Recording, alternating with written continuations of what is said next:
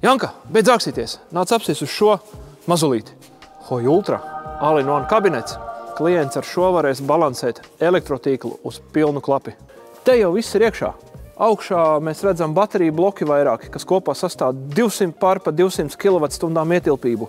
Tālāk, dzēsēšanas sistēma, gan dzēsē, gan silda, kas ir būtiski mūsu klimatiskiem apstākļiem.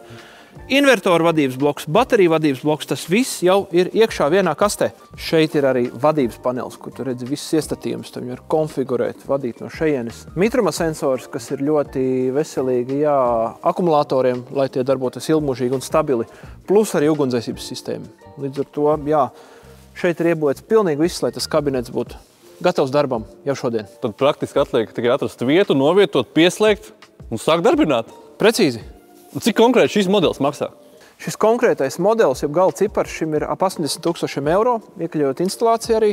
Taču, šis ir viens no, kas ir mums uz vietas. Bet, protams, ir arī citveidi risinājumi, lētāki, zemāku cenu, kas ir jau kaut kur ceļā, kas ir bez ārējā šī korpusa, tā kā šis ir viens no variantiem.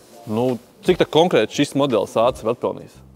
Pēc mūsu aprēķiniem šis vērķis sev atpelna 2 līdz 3 gados, bet ņemot vērā, ka tas dzīves cikls, ja mūžs viņam ir vismaz 10 gadi, tad parēķini pats, cik tas ir izdevīgi. Jā, cik labi, ka mēs atstāsimies no Brela tīkla. Pirmkārt, pašiem savu neatkarība, otrkārt, visi, kas piedalīsies balansēšanas tirgu, spēs labi nopelnīt. Ja arī tevi interesē šī iespēja labi nopelnīt, zvani vai raksti, un mēs izdarīsim tā, lai balansēšana strādā tavā labā.